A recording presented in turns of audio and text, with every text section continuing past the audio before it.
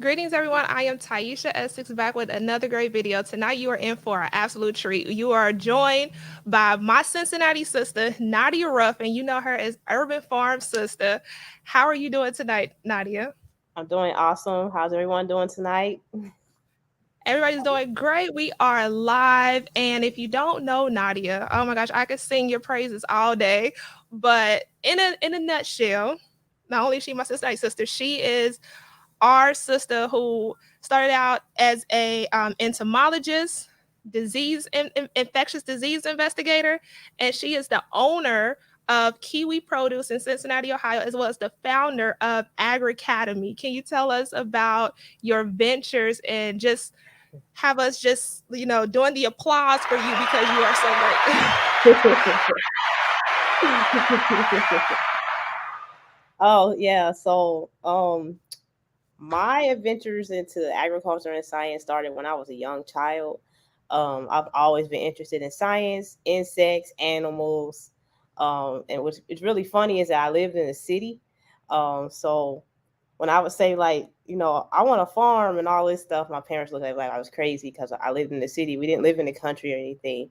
But as I got older, um, I always wanted to be a veterinarian. So that was really what started out my whole journey into this whole science and medicine and all this stuff. Um, well, uh, when I was in high school, like I had took anatomy and physiology and I had learned about diseases of the body, and I was always interested in like, how insects uh can cause disease and things. And so I had did this whole paper about vector borne diseases and stuff. And so when I went to college, I was like, I want to be a veterinarian that does like kind of like that movie Outbreak, where they would go and try to figure out diseases and how they spread, and usually it's a mosquito or some type of insect that was the vector for it. So I went to undergrad. I ended up getting sick in undergrad, and so my grades had dropped. I got diagnosed with a thyroid disorder, and so me actually going to vet school was kind of like out of the options now because of my grades and things like that. But I still maintain that entomology aspect of my education. So during that same time, I was working in animal research. I was working in veterinary medicine, because if you're gonna apply to vet school or med school, you always have to have like all these hours where you've actually learned, like shadowed under a vet or some type of researcher or something. So I had all these different positions, and I was learning about all this stuff. So when I graduated, I ended up getting a job at the University of Georgia. Um, where I was actually investigating prion diseases that were in deer that lived in the southeastern states. So hunters would go and hunt these deer, and we would have to test them for diseases called chronic wasting disease in deer. It's the same disease that causes mad cow disease in cows, and it causes scrapie in sheep. It's the same type of disease. It's caused by prions, and so I did that for like almost 4 years. Then I moved back to Ohio. Um, and then I started working at the veterinary school at Ohio State. It was a lot of issues working in that position as far as racial things. But what I did notice, because I was working in veterinary oncology, is that all these animals were getting cancer, and then the people that were the owners of the animals, they were also getting cancer. And I like why is this happening? And then I started thinking, you know we're eating the same food, we're all drinking the same water, we're all breathing the same air and things like that. And so that's what really started me on this whole venture of learning how to cultivate and grow my own food. Prior to me going to school and all that, my parents, they actually own a flower shop here in Cincinnati. So I grew up in a flower shop. So that might have been part of where I got my desire to be a farmer and things. But it was just always this calling where I always wanted to, find solutions to either diseases that were caused by some type of insect, or in this case, figuring out how to fix the problems that were created through the agriculture industry. Also, going to school and majoring in agriculture and work in these positions, because I worked in labs. I worked at the Ohio Department of Agriculture. I worked at the University of Georgia. I worked at Ohio State University. I worked at University of Cincinnati. There wasn't many black people in these positions, and so that was also my goal, is to try to get more black people involved in agriculture and science, because we need that. We really see that we need that right now, because we have all these shortages and stuff going on. We're always the ones to bear that weight of when something goes wrong. We're the ones that are excluded, or we're going to get the worst end of things. And so at this point, we already don't have grocery stores in our neighborhoods and stuff, and then we already have shortages. They're going to take care of their people first, and then we're just going to get what's left over, if there is anything left over. And so that's what kind of kicked off this whole agriculture, pushing black people into the agriculture field, not just into farming, but into the field as a whole, because there's so many things that we could do in this industry. Wow, that is so amazing. Like your story, I swear, I want to see your biopic and, books. Little girls with their lab coats on, and I'm Nadia Ruffin. That is amazing. And one of the things that I wanted to use as an icebreaker tonight, I really did not know too much about my history, my ancestors, and things like that. It's just my grandmother. I grew up seeing her grow aloe in country crock bowls. She can grow anything. Yes. And once I moved to Hawaii, that's when I went on a vegan journey, and because I was in a tropical climate, I'm like, I'm growing everything myself. So I had a greenhouse from big lot to the backyard. I was growing everything from kale to cucumbers to bell peppers. But Yes.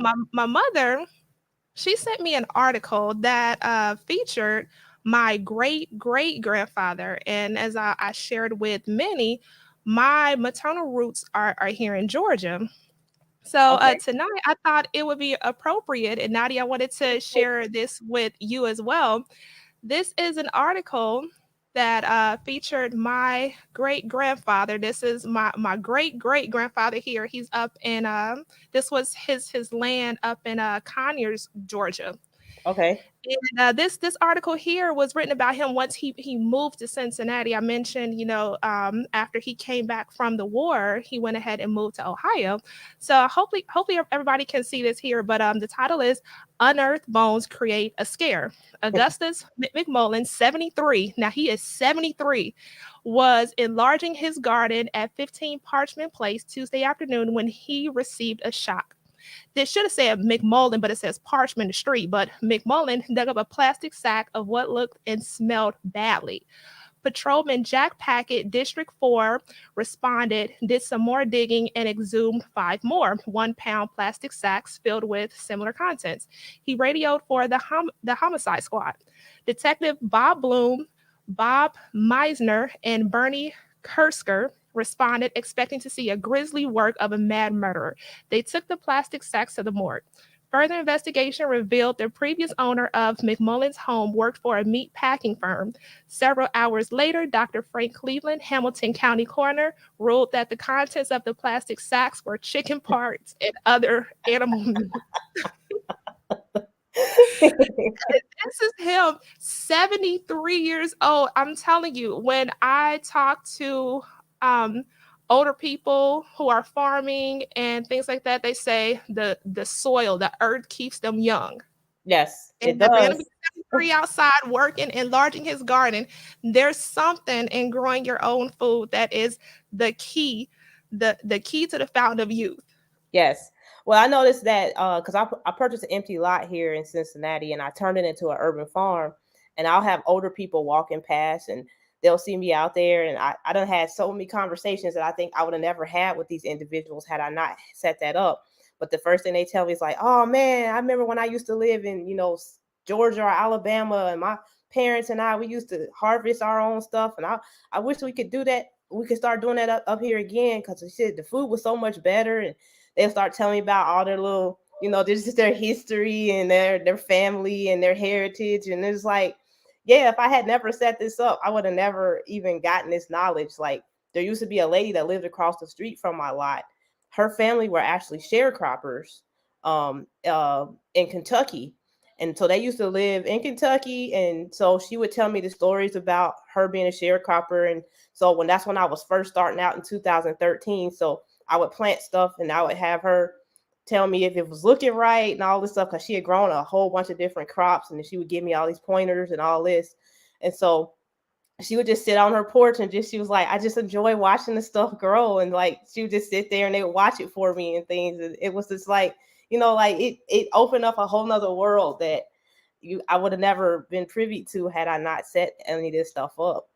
And having this common language today, I mentioned I got to give a shout out to Val. Hi Val, she's at Sally's, and I was like, yeah, I gotta hurry up and get home. I'm going live with my sister. She's a farmer up in Cincy. She's like, and that just sparked a whole conversation about her family and how land was passed on to them. And she's like, wow, I'm so happy I met you because I don't know what to do. I'm like, well, tune in tonight. So if you're watching, hey Val, how are you doing? She would be Hey, in Val. contact with you. And tonight I'm happy that we are having this conversation because we have a history in farming. As you stated, not often are people in positions, in key positions, are represented in farming.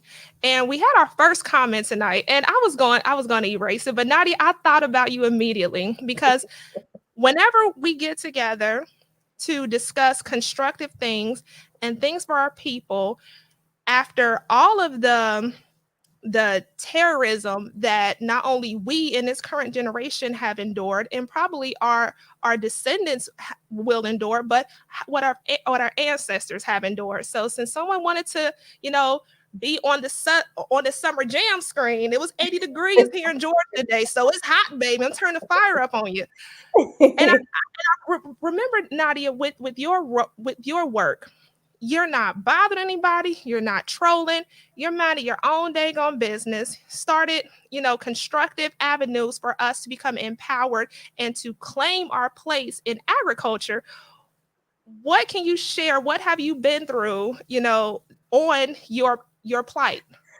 Oh yeah. So his little comment, I've seen this multiple times. Mhm. Yeah, it's always, why don't you include white people, or why are you being exclusive only to black people?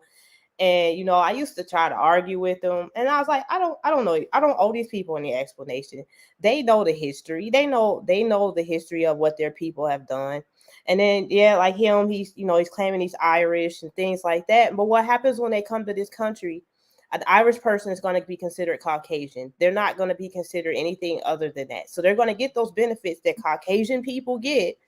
And so for them to come on here and rant and rave about that, and I'm sitting here like, okay, there's millions of other platforms that if you feel that you're being excluded from, go to those. Like, I done told them, you don't have to follow me. Then they'll keep going on and on. Some of them have to block because they feel like they have to be involved in everything. And anytime you're coming up with something on your own, it's like, oh, how dare you exclude me from that? And I'm like, but you guys exclude us from everything. I People wouldn't exclude even. us all the time, whether Yes, it's through language, through closed doors. yes, And you know funding. what? Thank Yes, you. all of that. I mean, I've traveled across the country a number of times, and I've never come across a black area that wasn't bombed or black people weren't chased out of. And Yes, shout out to Tariq Nasheed. He just uploaded one of his Twitter spaces where he was saying like, hey, when Irish people and others come to the US, they change their last name and fit in with the dominant society. We can't change our last name. We can't change our skin. But I noticed with offenders, guilty parties, they want to victimize you and bully you, and they want you to just be quiet. They want you to curl up in the corner and pray about it and then forgive it and take it to the grave. yeah, No, we're going to speak up. We're going to speak out about it. We're not going to tolerate it and take this block right here, say the hell off my damn channel. So we're yes. going to go ahead and block this one. So go to hell. But yeah, I've experienced that. And then, like, I used to be a disease investigator. I used to work at Hamilton County Public Health, and I was educating people during this whole COVID thing. Um, and then I got hit with, well, you don't know what you're talking about. And I work in this field. This is what I told you from high school up until this point. This is what I was dreaming for. Like, I always wanted to work for the CDC. I don't want to now, but and it was at one point in time I was like, oh man, that's exactly what I would want to do. I would want to go out and figure out where these disease outbreaks and try to prevent them and all this stuff. And so when I'm educating people on that, and I'm educating them on like what's going to be the next steps and stuff, oh, you don't know what you're talking about. You don't know this, that, and the other. And everything I said came to fruition. Everything. And so it's like, you know what? I'm not gonna sit and argue with you people. I'm just gonna let it play out. And then you all come to me like, oh, you were right. You were right. Yeah, I sure was. Oh my gosh, your I call it SHIT talk, but your TikTok was even impacted by all of this, and it's like, Yeah. okay, and then it came out that the fact checkers were false checkers. It was some BS, but Yes. that leads us to our talk tonight, which is challenges faced by Black farmers throughout history, today, and maybe even into the future. And so, you had shared, because this is Black Heritage Month. Like I Yes. said, I give credit to you, Black heritage, because we have a heritage, we have a culture, and it is beautiful, and we are Yes. not extinct. That's why we don't say history over here. But Yes. you shared something last month. Can you give us an intro to what it is, or do you want to talk after I play it You can go ahead and play about it. Dr. King? Okay, just Yes. 1 second. I'm going to share screen, and I'm going to make sure I click share audio as well. Okay. There we go. Got it. I clicked that first.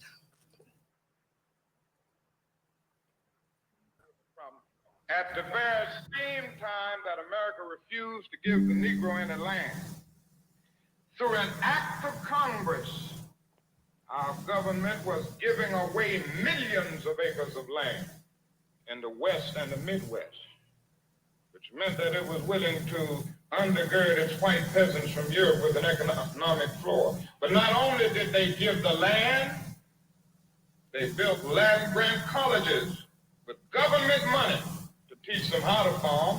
Not only that, they provided county agents to further their expertise in farming. Not only that, they provided low interest rates in order that they could mechanize their farms.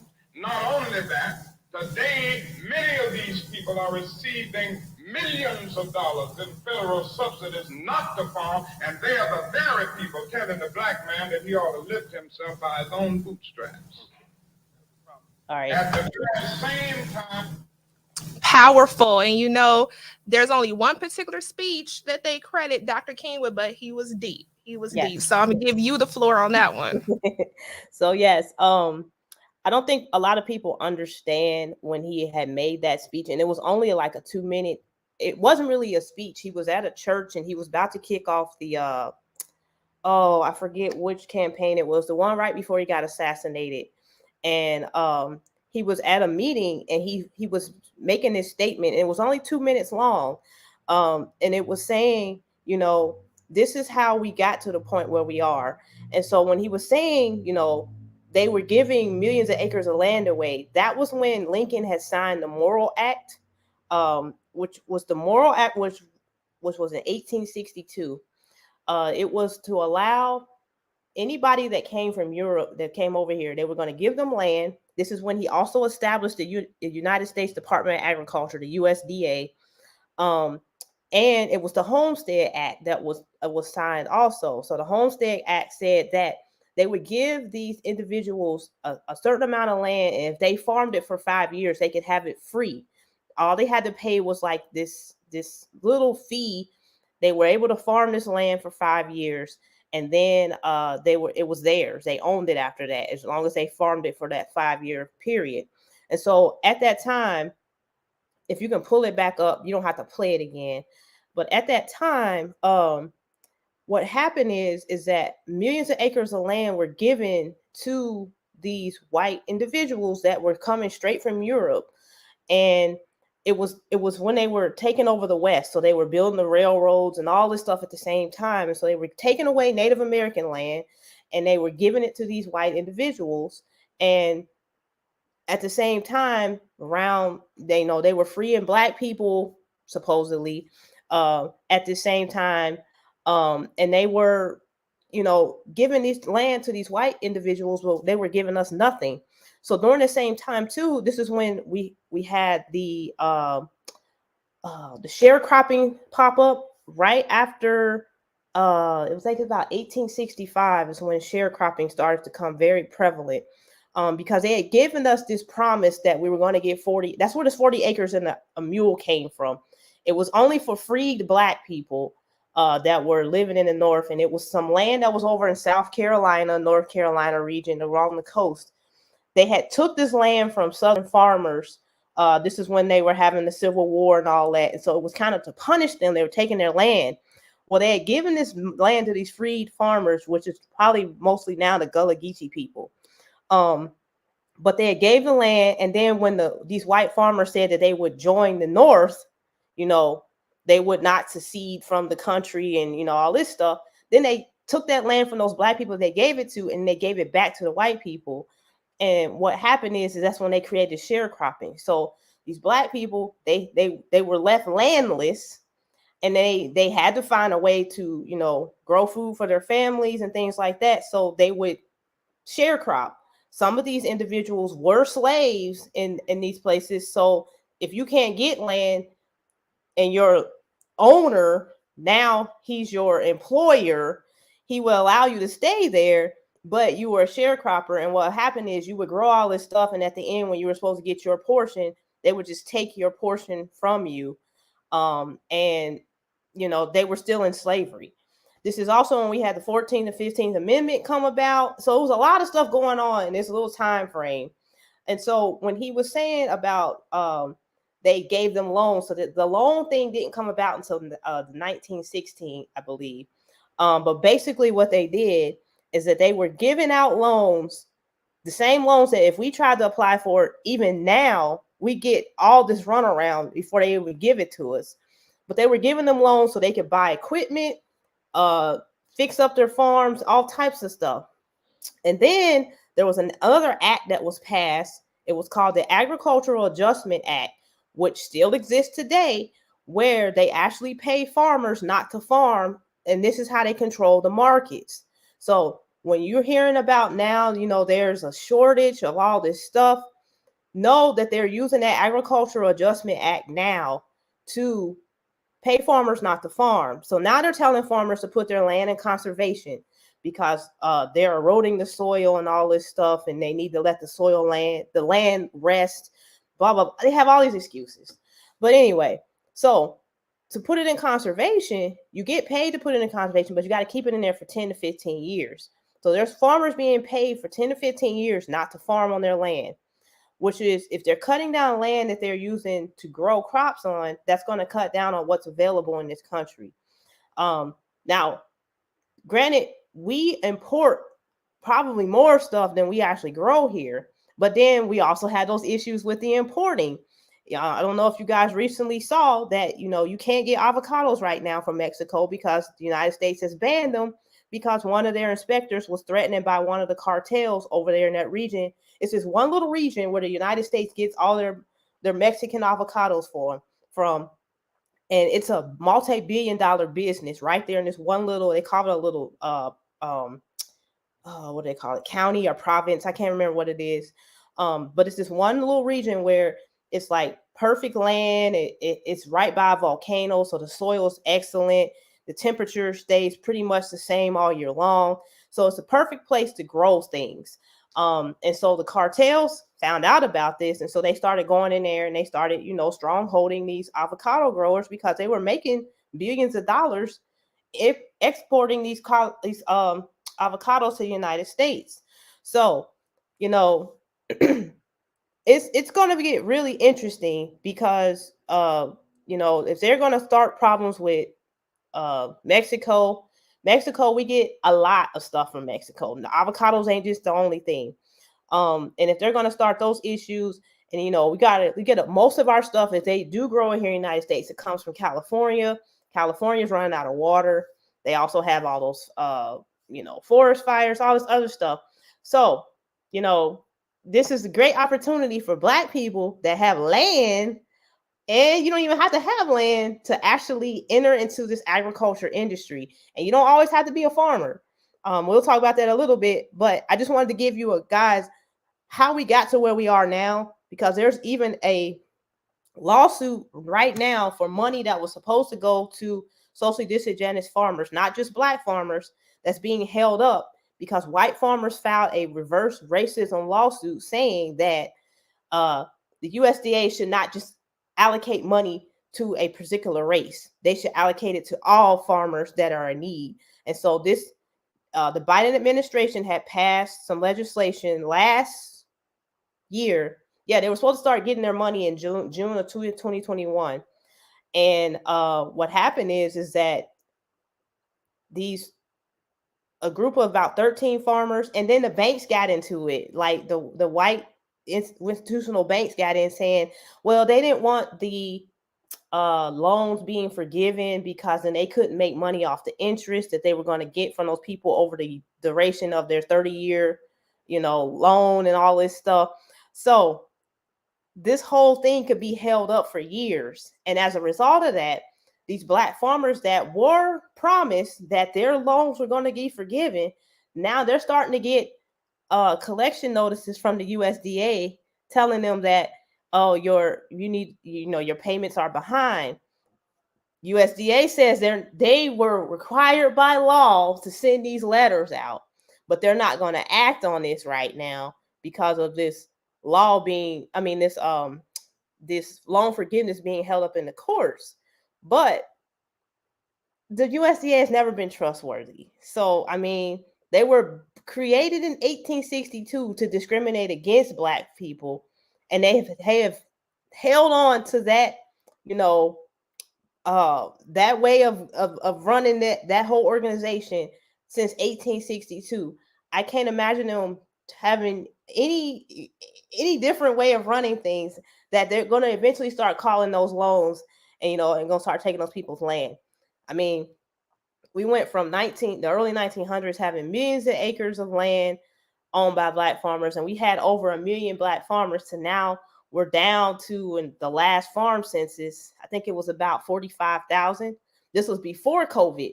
So COVID hit, we may not have that many Black farmers left because they probably lost their land through these loans because they couldn't pay them, all this other stuff. So it's a lot going on even right now, that we need to address in our own communities. You just dropped so many gems on us. You are just incredible.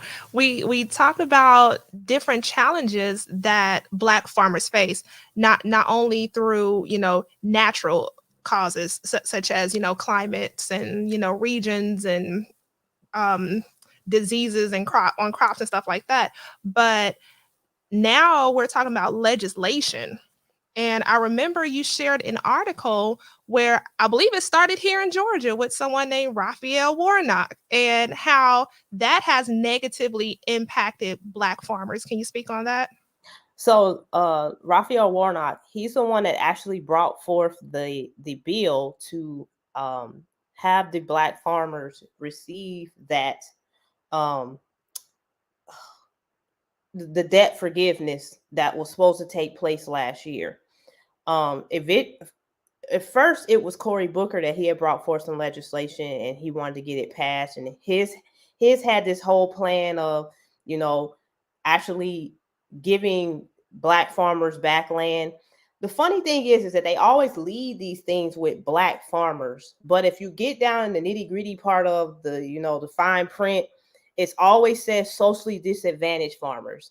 So to explain what the USDA considers socially disadvantaged, you have to either be African American, Black, Latino, Native American, or you would have to be, sometimes they put Asians in there, sometimes they don't. It does not look at gender, it just looks at your race.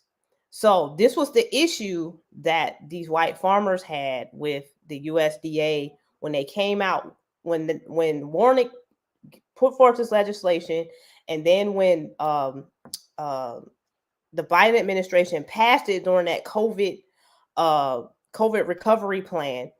This was the issue because they led it saying black farmers. And anytime you put the word black in front of anything, it doesn't matter if it's for loans, if it's just for a free coupon at McDonald's, if it's just specifically for black people, that triggers people to like, oh no, black people ain't supposed to get anything. They're not supposed to get anything. If they're getting something, then I'm supposed to be getting it too. And that's just like this video. Black people getting, they got to talk about black stuff. Oh, you doing it. Get in our business. Yes. Yes. Yes. So as a result of this, had they probably led it with like, say, just saying socially disadvantaged farmers, it might not have gotten so much press. It would still got some negativity to it because they still don't think anybody that is socially disadvantaged is supposed to get anything. But other groups do get more than what black people do. If they had led it as, Asian farmers need to get this, it would have been probably passed and they would have got their money and all this. Everybody would have got their money. But because they led it with black people, it was almost like they really didn't want it to pass, because they would have led it with any other group, it probably would have went through fine with no problems. But when you say black people first, it's like, okay, we're going to throw this out here and we know it's going to trigger people. And then what happened, it triggered 13 white farmers, the banks that were holding these loans and all this, to the point that they filed a lawsuit against it saying, well, the USDA should not be giving out any type of funding just based off race. And so they filed a reverse racism lawsuit. That whole thing was brought forth by Warnick.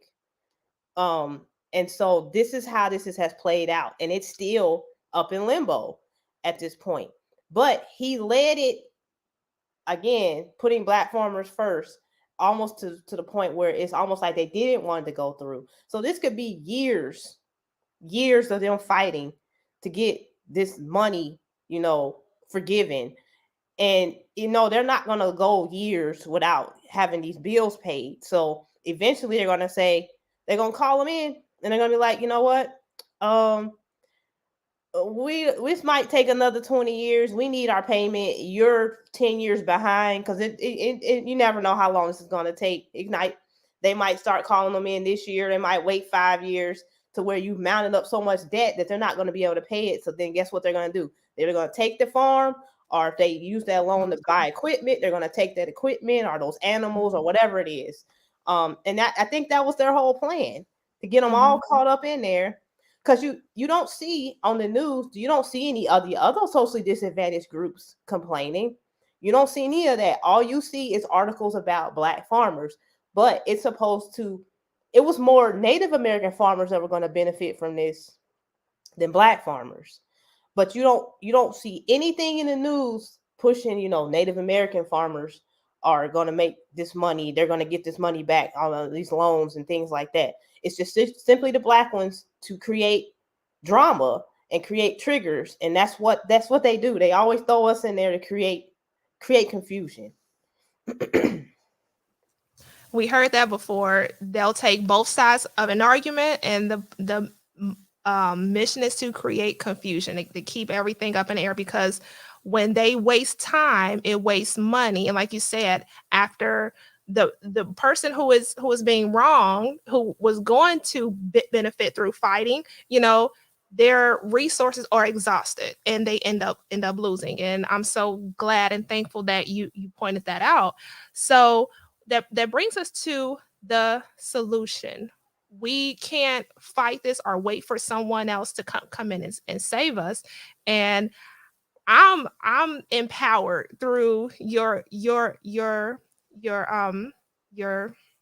academy, Agri Academy. I was trying to describe Agri Academy, but you pretty much did it with the title Agri Academy, and also your course Black Empowerment Through Agriculture. Can you tell us about that? Okay, so Agri Academy is a nonprofit organization. It's a research organization that I created back in 2016. Agri Academy itself, like I said, it's a research institution. So we do research in agricultural, all different areas of agriculture. I specialize in entomology. We also do agri-tech and then biotechnology. So with biotechnology, we have to come up with new ways to grow plants and, eventually even, better animals and things, because what we have right now that they're using it's poor quality. Like when you go to the grocery store, the stuff that you're eating isn't of best quality. And what they've done, they just, made it, or they created genetically modified things and all this stuff. And so you have to come up with a way to counter that, because that food really isn't good for us. But so Agri Academy was created to get more Black people. It's for socially disadvantaged, with an emphasis on particularly Black people, into the field of agriculture, not just farming, but into agriculture. People always think when I say agriculture, I'm just talking about a farm with some cows and some chickens, maybe some horses and stuff. And I'm like, no, that's just one type of farm. And then you have this visual in your head that some white person owns that. And that's not farming. That's not just farming. That's not what agriculture is. So, with Agri Academy, we teach. We also do a community outreach and things, and we teach all these different different classes and stuff. And so we created Black Empowerment Through Agriculture. It was funded through the United Way of Greater Cincinnati, where we're trying to get more Black people here in Cincinnati into the field of agriculture by starting some small scale operation. So a lot of it could be, farming, but we need Black people in logistics as far as delivering this stuff. We need Black people in marketing. We need Black people in research, science, all of that. And we're just not there right now. Like during that time, like when we were talking about the video that Dr. King, when he was the speech, during that same time in 1890, they created what are the Black land grant schools. So in 1865, they created the white land grant schools. Black people couldn't go to those schools. So they created the land grant ones in 1890 so that Black people could go to those schools and they couldn't go to the white ones. So in the South, you always see there's two A&T type schools in the South in each state. And some states have even more. Like in Alabama, you have Tuskegee, and then you have Auburn. Auburn was the white school. They would not let us go to Auburn.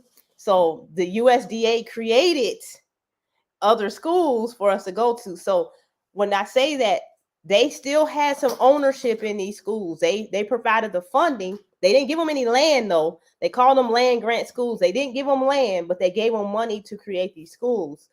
Which was totally different from the white universities, where they gave them hundreds of acres of land, and then they also gave them money. They gave them county agents, all of that stuff. And so as a result of that, if you look at the land grant schools now that are the 1890s, the Black schools, they aren't really Black anymore. Like a lot of them are being populated with people that come from India, as well as other ethnic groups. And then the Black people, they're not being told about, agriculture and stuff. Tuskegee, I think, is still on the level of where they still recruit mostly Black people. But if you go to these other schools, a lot of times you can't even tell that's an HBCU. You can't even tell it's a Black-owned university, because the directors, the teachers, the professors, everybody don't even look like us. And so, they're not pushing Black people into agriculture. Number one, they know how much money agriculture brings into this country. Agriculture is the foundation of this country. If you rip agriculture away, this country wouldn't exist. I mean, agriculture, it's not just food. It's our fuel. It's our waste management. It's our air. It's our, our land, all of that. It's buildings, all this stuff that we utilize, all these different industries utilize, it always comes back to agriculture being the foundation for it. Even when it comes to medicine, for them to create those medicines, you sometimes they use plants, sometimes they use animals, they have to use research. All of that is agriculture. And so I created Agri Academy to get more Black people into this field. Like I say, you don't have to be a farmer. Everybody doesn't have to be a farmer. But I want to see more Black people, even starting at a young age, considering this as something that they would want to enter into. So with Black Empowerment Through Agriculture, it's a 8-week program that actually our new classes started last night. And it was a great turnout, and it's all online. But basically, we're going to show you all these different industries that you can get into inside the Black empowerment. I'm sorry, inside agriculture. You can start a small scale operation. So we focus on people that have 10 acres or less. You can start a farm inside your basement. You can start a farm in a closet, or you got a backyard. You can start it in your backyard. But I also want people to understand the difference between farming and gardening. Gardening is for personal use. Farming is for profit. So you're growing for profit. And so in that class, we explain like what the farm, what it means to be a farm and all this stuff. And then take you through all these things. You have homework, you have quizzes, you have a final exam, and then you also create a business plan. And then with that business plan, if you get an 80% for the class or higher, if you live in the greater Cincinnati tri-state area, we have a hands-on class that's going to take place over the summer where you're going to actually run one of these operations, so you can get a feel of how you can be a farmer, or you can be a person that owns an agribusiness here in Cincinnati. And so that's what we're working on with the Black empowerment through agriculture. Then we also have programs where we go into the schools, especially the inner city schools, because a lot of these kids, they've never been exposed to anything agricultural. They live in the city. And so people think because you live in the city that the land is different than the land that's in the country. This is all earth. We just happen to put buildings on this land, but it's the same land up 71 that's the same land down here in Kennedy Heights. So I mean, like, we have to we have to realize that.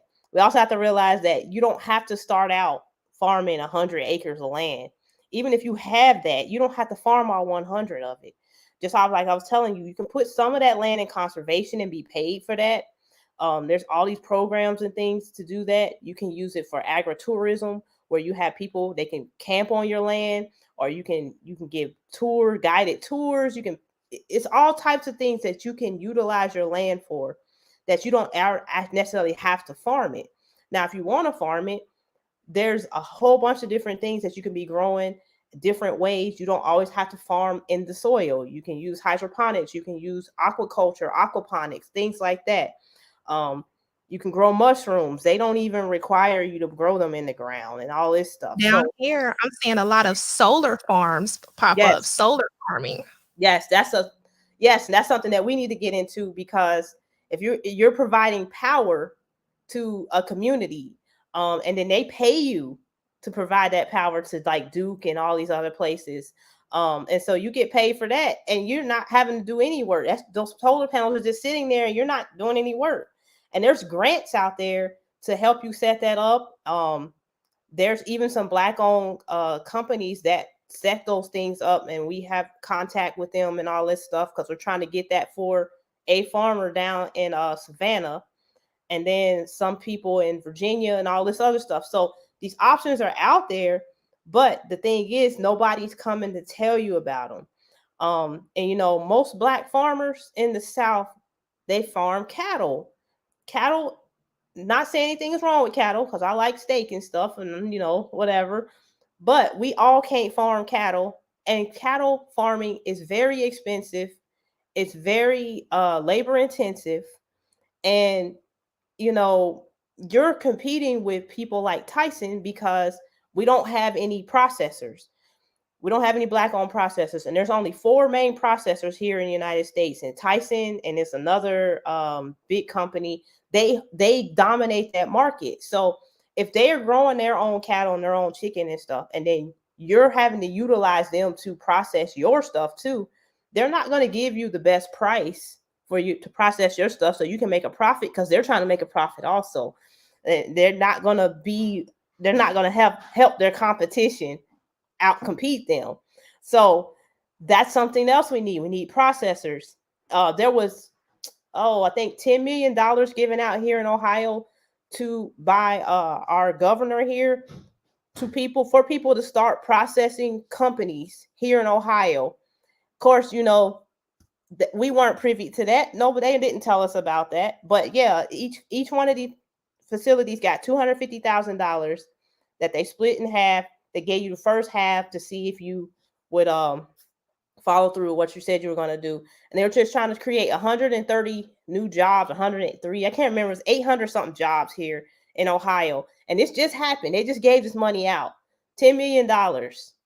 And when you look at the ones that got it, because I posted it on my Instagram, it was they're all in these counties that are 99, 100% white here in Ohio.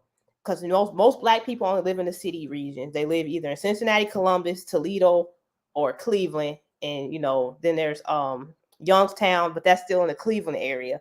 But beyond that, you have all these other counties that are farm counties that we don't live there. And there's a whole history of why we don't live there too, because they chased us out of those places when we tried to colonize those areas.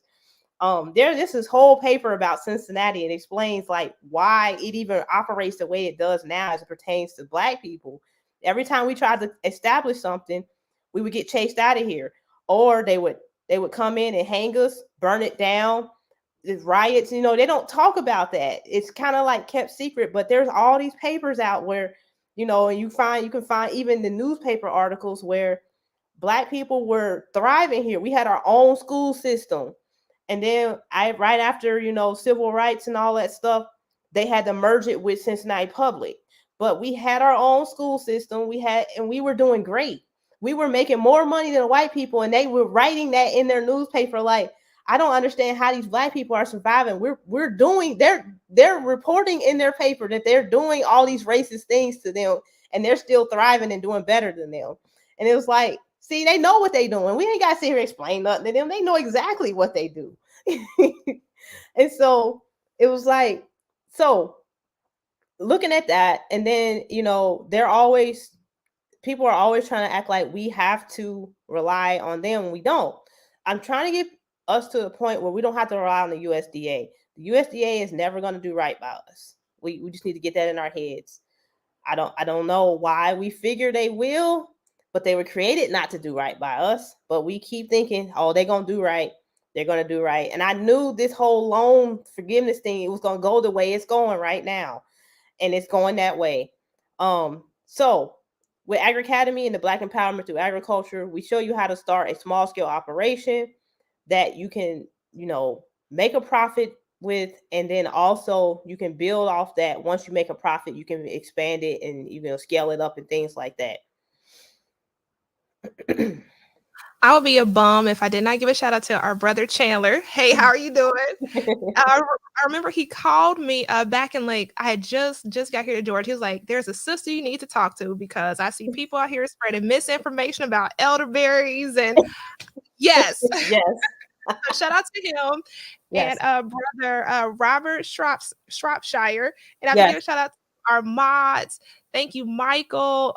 Two Michaels, our Cincinnati brother, Michael Wharton, Michael Powell, Mona Lachey, Samora BP, B1 Beauty Supply, and everyone else that is here joining us for this great constructive talk, because we are how everything is geared to keep us off track and keep us, just oblivious to anything. Is okay, let's point you towards this celebrity gossip. Let's point you toward being a consumer. We can buy all of the clothes we want, all the shea butter we want, but when the food starts drying up, we're going to be some well-dressed, hungry mugs. So yes. And they got to start using those survival techniques, because people going to be coming for whatever you have. Yeah. It's going to be ugly. And if you haven't already, make sure you subscribe to Urban Farm Sista. She is tagged in the description. Her name is right here, ticking across the bottom. But also another brother, I've been following his channel for about a year now. The Lead Farmer 73. I tag you in his comments. I'm like, hey, you need to talk to Nadia. She's doing a beekeeping. Urban Farm Sista should be here. So I keep plugging you, like, look, go ahead and talk to her. So question, someone besides enrolling, and that's what everyone needs to go do, please max out her class. Okay, I have to go catch up on last night's assignment because I was live. Max out the enrollment in Black Empowerment Through Agriculture. Okay, please. I took your course last year, And oh my gosh, I did not realize that there were so many. It just opened my eyes to a whole new world of agriculture. Sod farming, solar farming, different types of bees. Shout out to brother Isaiah up at Hills Mountain Honey, okay, here in Blairsville, Georgia. Yes. What would you say to someone? Let's say I was someone and I wish this was real for me, but it's not. Let's say I have about 100 acres. I'm here in Georgia. I have 100 acres that my family, has passed down throughout the years. What advice would you give to me? Having 100 acres, what should I do with it, or what is my next step? Where should I start besides taking Black empowerment through agriculture? Well, first you need to decide, like, you need to check your markets and see what's needed in your region. Um, right now there's a lot of stuff that's in shortage. So you can go to the grocery store, you can start there and be like, what's needed here? Or even if it's not even your direct city, Georgia's a big state, and there's a lot of things that you can export to, like say Atlanta or Macon or somewhere else. But you need to look at the markets and see what's needed, and not just grow random stuff. You need to see what is actually needed if you're trying to farm. um is growing flax sustainable? What are you growing it for personal, or are you growing it for to sell it?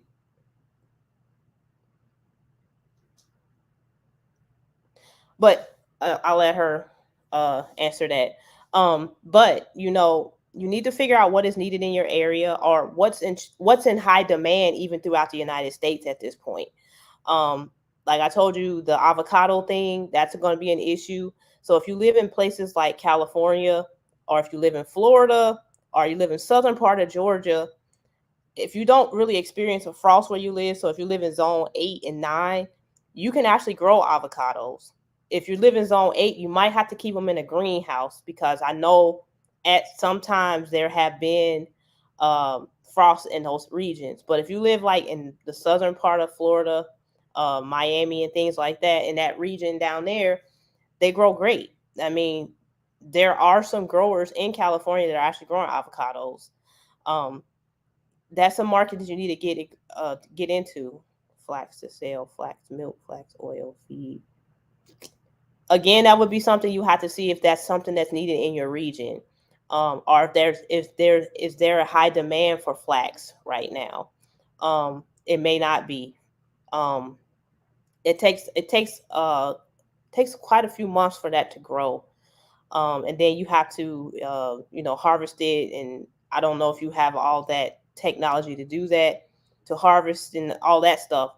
But first, before I would jump into that venture, I would see if that's something that's really needed right now. There's other things that are desperately needed at this moment. Lettuce is always in demand because it's always being recalled. Um, so you need to look at things like that. Lettuce, also growing things that are out of season. So if you live in a region that's warm, you should grow things that can grow all year where you are, so they'll be available in the wintertime when other people can't get those things. Um, but yeah, I would look into the flax to make sure, number one, that that's something that's really needed. If not, see what is needed in your region. If you have land and things like that. Two Vision, good information, so on point. I have been receiving money not to farm for years now. Yes, yeah, that and it's out there. Put it in conservation. If you gotta say you live on land, it has like a marsh or something, they have wetland conservation, and those are still considered farms. So, and that's why if you take Black empowerment through agriculture, you'll learn what a farm is, and all these different things about conservation, and how that's still considered a farm, and how you can still file the Schedule F on your taxes. How you, if you want to sign up for the Farm Service Agency, so you can be in the running for those loans and stuff that they really don't give to us. I mean, we'll teach you how to do that. I don't even, I'm not gonna say not to, but at this rate, you see how things go when we get Don't get your hopes up. right. But yes, the conservation thing is something that we all need to look into, especially people that don't want to farm their land at this point. They need to put it in conservation. put it in conservation for 10 to 15 years. You can still use it for agritourism. You can take people on nature tours and things like that. You just can't farm it. You can't disrupt the land. Now, say you have an endangered species that lives on your land, you definitely would have to put it in conservation because you can't do anything that will jeopardize that species, existing. But you should be getting paid. Yeah. Even if the money just covers the taxes, that's good. That's better than nothing. Um, and there's organizations that you have to go through and apply for that, and there's different amounts. There, every state is different how much they pay for the conservation. But if you get that started, then they'll tell you like, okay, I got this amount covered. I need to do this now to cover this amount. And so there's things you can do. And say you had 100 acres, like she was asking, and you wanted to farm. Say you wanted to farm collard greens or something. You can farm collard greens in a greenhouse on less than a half an acre and make hundreds of thousands of dollars. Because collard greens are like one of our staples in the Black community. Um, and so if you wanted to have those mailing, have a mail order system or all types of stuff, you could do that and people would buy them. And we ain't the only ones eat collard greens. Don't think Right here, I'm doing my countertop system. So thank you so much. I have my countertop system, and like this is what is this? This is kale. These are yes. kale seeds. Look at how small they are. So yes, I am. I'm not gonna sit here and complain that I don't have the space to do it. I'm going ahead and start right on my countertop. So y'all will see that in my Instagram story. There's Yes. no excuse, no excuse. Please, you will surprise yourself at what you can do. Oftentimes, there are people say like, "Well, I don't have a green thumb, and I could kill a cactus." It's like, okay, whatever. Those are excuses. Well, Can you tell everybody how? Oh, go right ahead. so I was gonna say, well, I offer classes, so I can show you how to do that as well. So I offer hydroponics classes, aquaponics classes, aquaculture, beekeeping classes, all types of classes. So there should be no reason why you should not. And then there's other people that offer classes in your region.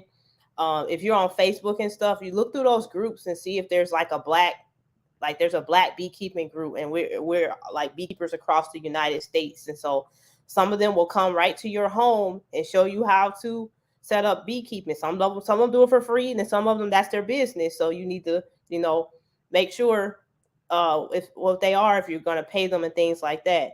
But yeah, with the hydroponics, I notice everybody getting these aero gardens, and I teach hydroponics. I teach you how to make your own systems, because some of those systems that you buy commercially, number one, they're too small for the plant themselves. It's kind of like to get your feet wet, so to say, because but you want to advance into something a little bigger, but still portable in the home that you can grow a lot of stuff. I have a lot of videos where I've grown zucchini, I've grown collards, tomatoes, um, all types of stuff in Everything. hydroponics. Yes, pretty much. I even grew a moringa tree in hydroponics. So I mean, Yes. sky's the limit. And I always test it out. My next thing is going to be these avocados. Trying Hmm. to grow avocado in hydro and all this other stuff. And then I'm getting into cut flowers. That's another big industry that we don't even look at. Let me tell you. Hang on one second. Hang on one second. Hang on one second. Okay.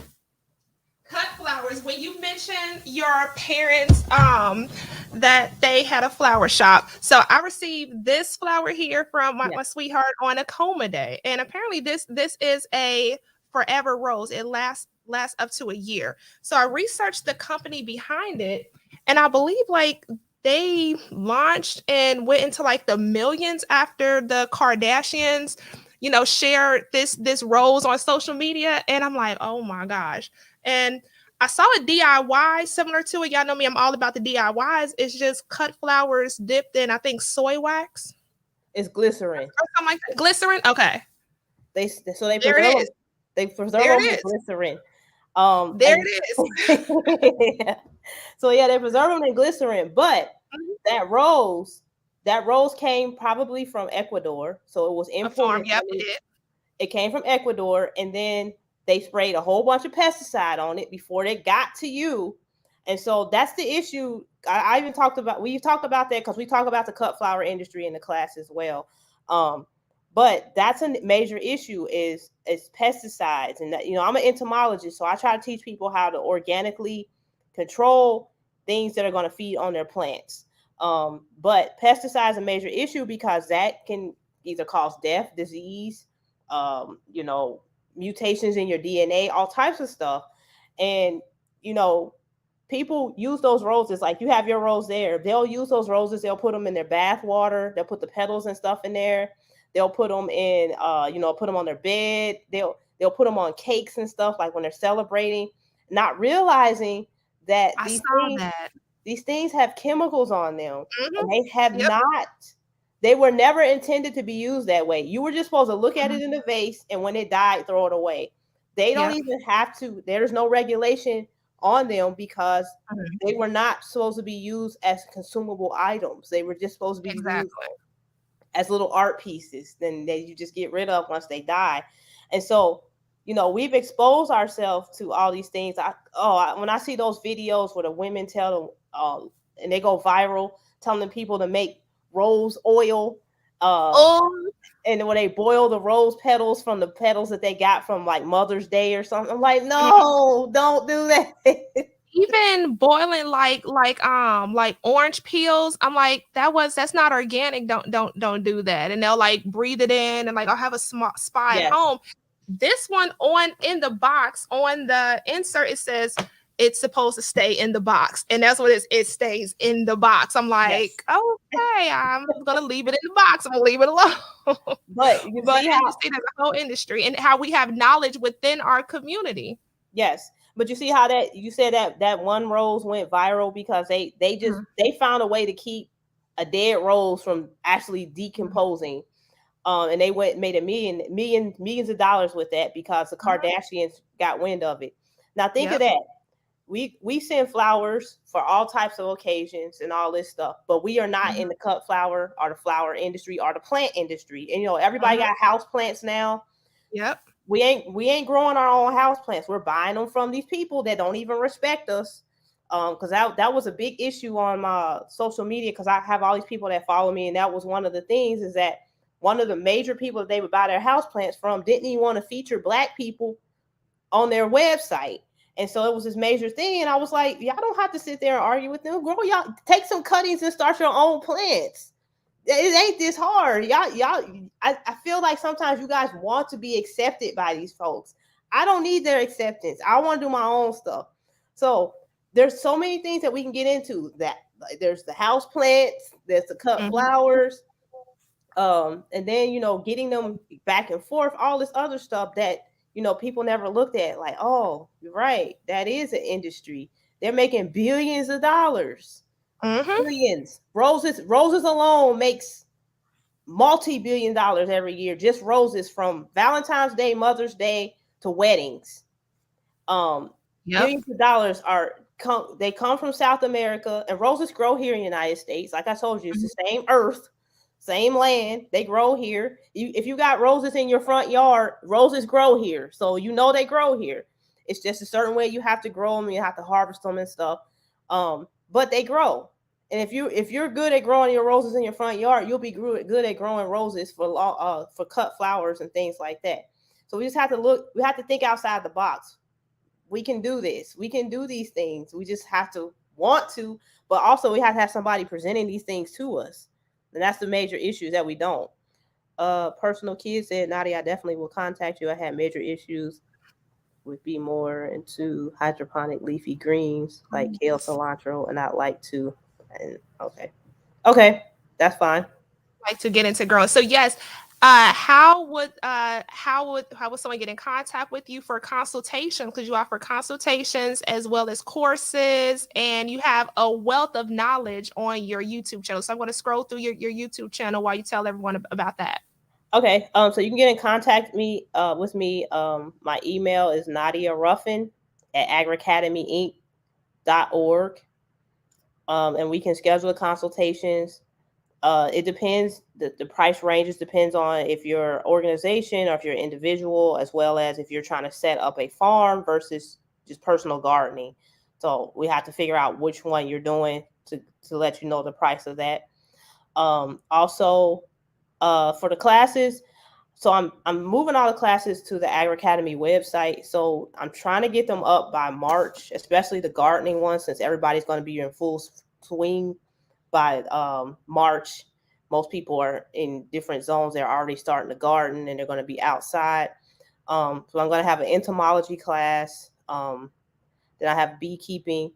Technically, you should have started a beekeeping class like back in November. You should have started ordering your bees and all that stuff. So when May came around, you could actually start your hives. But you can still take that class when it's up to learn what needs to be, what you need to do. And then see, consultations, classes, and then like yeah, we have the course here, the Black empowerment. And then if you're local and you're at a school, you're a teacher or something, we offer programs at the schools. We have a program we're doing now at a local Catholic school, and the children love it. They learn. We have fifth to eighth graders. We come in, we teach them every week something different about the agriculture industry. And so a lot of times, they're eating things and not realizing where it comes from. So they learn that. They learn where to, all types of stuff. We've already covered poultry. We covered dairy. Now we're covering mushrooms. They're going to learn how to actually cultivate mushrooms, but we had to first teach them what mushrooms were, which are fungi and all this stuff. And so we give them that foundation, and hopefully when they decide to go to, college or start a business or something, that is in the agriculture field, so that we have more of us, in it. Oh, come on, Mike on. Beautiful. Thank you for all you do. Thank you to You're you, welcome. your staff, Rose Black, Rob. We have Kasim, Nida Ness, Rose Green. I love Rose names. It's so pretty. Brother Chandler and your young man Alexander. I just appreciate you coming back and really talk with us about something that is going to save our lives. And Yes. you're welcome back anytime, and anything that I can do to help you out and help spread your message. I thank you for what you're doing for me, inspiring me to go ahead. Hey, let's go ahead and grow some food. Let's go ahead and look at this. So I'm excited. Do you have any closing words for us today? um yeah, just don't let, number one, science intimidate you. I know all this stuff seems like it's too much, but you must remember we were the agriculture industry, um before, even before slavery. We were cultivating and doing all the things that we need to do for ourselves, and slavery just interrupted that. But we built this country through agriculture, and so we can build our community through agriculture, our heritage through agriculture. And so I would hope that, the takeaway is that you understand how we got to where we are. And knowing how we got to where we are is, you know we don't want to fall down that same path again. We already know what type of people we're dealing with, and we know they're not going to change. They haven't changed. They've been in existence since 1862. And so, yeah, they ain't changing no time soon. They still up to their same tricks. So we gotta, navigate around that. Again, if you have any questions or anything, you can send me an email, Nadia Ruffin at agriacademyinc.org. And it was nice chatting with you guys this evening. And before I forget, make sure you head over to Black Farmers Index and find your Black farmer. And shout out to Bill and Katie Green up in Seattle at Sky Island Farms. They put me on to that link because I was ordering everything when I was available to order stuff. I was going through Atlanta Harvest. But if you are looking for your Black farmer, go to blackfarmersindex.com. And once again, shout out to Bill and Katie up at Sky Island Farms. Thank you so much for joining us tonight. I will see you tomorrow. Tomorrow I will be back. Your sister out here working hard on the YouTube. I'll be back tomorrow with brother Willie Cartwright, and the title, I'll come up with it when I really sit down and think about it. But I will see y'all tomorrow as we talk about save to sane. Nadia, thank you so much. I'm sending you so many hugs, and I will see you next time. I'm in Cincy, and I'll see you back on these internet streets. All right. All right. See you Have a later. great one. Love you so much. Yeah, have a Good great night. one. Bye bye.